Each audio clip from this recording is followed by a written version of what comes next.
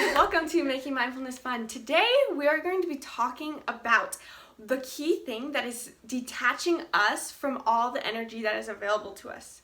And that thing is called identity. And we're all guilty of this. I'm guilty of this. Isabel's guilty of this.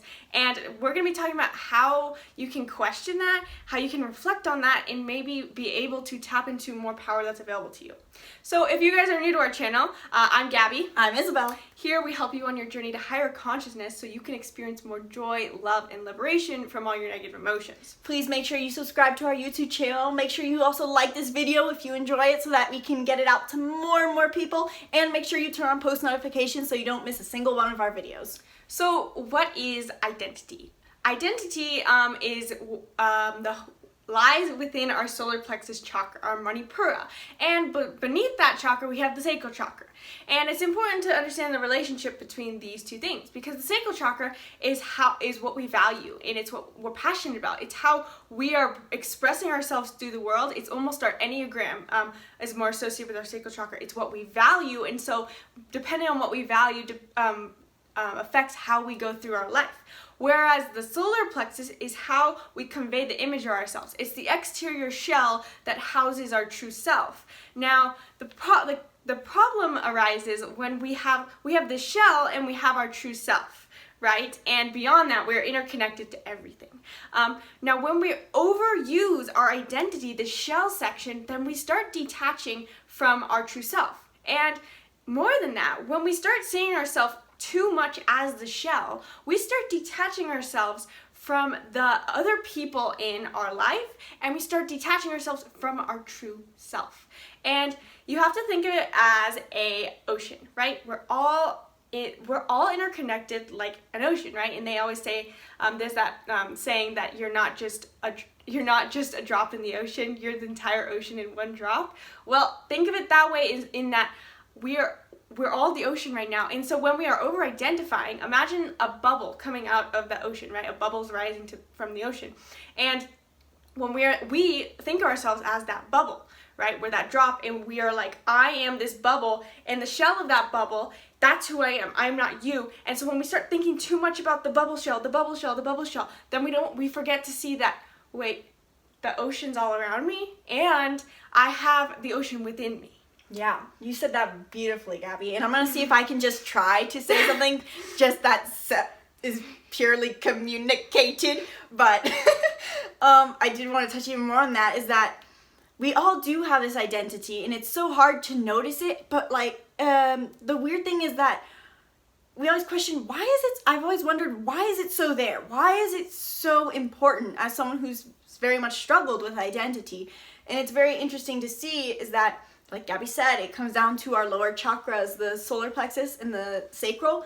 And as a society, we've become more afraid of what other people think. And a story to show that is that when I was 15, about 2 years ago, we went to this climbing gym, and I was very happy there. I loved it there. And I've always tried to be a social butterfly, and I love to talk to people. And so I'd just walk and be like, hey, how you doing?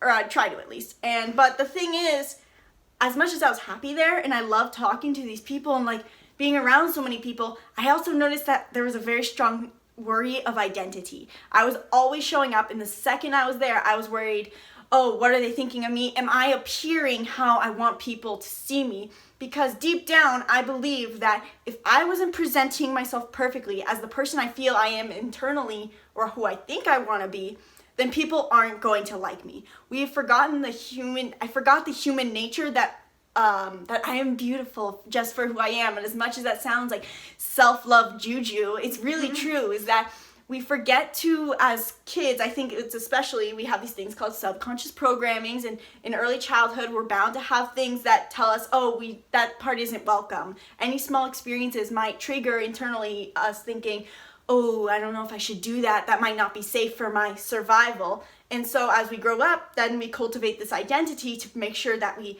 present ourselves in a way that we will be protected, that we will be connected. But like Gabby said, it's a shell, and I didn't realize that. I thought I was being connected to these people because they saw me like, oh, they see my identity, they like me. That means I'm supported. But really, it was two shells hitting. We weren't actually letting our vulnerable inner child connect. And so if you're connecting with two shells, it's not really connection, and it won't be fulfilling. So we want to give you some ways on how we can overcome our identity and how we can recognize it. But stick around for the end of this video to see. Yeah, you said that really good. And I think that the other thing that we should know is that the identity is important. I mean, we all have this physical body that we get to live our lives in. So it's not that we're saying you can't have an identity at all. Don't like anything. Don't have a sense of fashion. Don't have a sense of interest. No, that's important. The thing is, we bypass the true self. We bypass emotional expression, because what should happen is we align with our values. We align with what we really love. Sacral chakra is the expression of ourself into the world, how we present ourselves. And then the Manipura comes next, and then it in itself, the sacral chakra expression should then create this identity, and that identity can be added on in fun ways. You know, you can have a sense of fashion, you can create this version of yourself, and then you should also, when you create this value system and passion, then you naturally have this love for yourself. And when you have love for yourself, it creates personal power, and when you have personal power, it creates confidence, and then the confidence is an expression of identity. You know, confident people, like they stand tall and they're not shying away from the world, you know, and so identity is important. It's just that we're trying not to bypass self-worth and personal power by using identity to synthetically create that for ourselves. Exactly. And a great way to explain that too is that it's a yin and yang. You have to have both. So as much as you cultivate your identity, you should be cultivating your expression and your self-love in the intrinsic. It's like, imagine you just bought a home and you wanted to design this home because you can't wait to have the dream home. And so you look up all your Pinterest ideas and you're about to make your home look like the home of your dreams.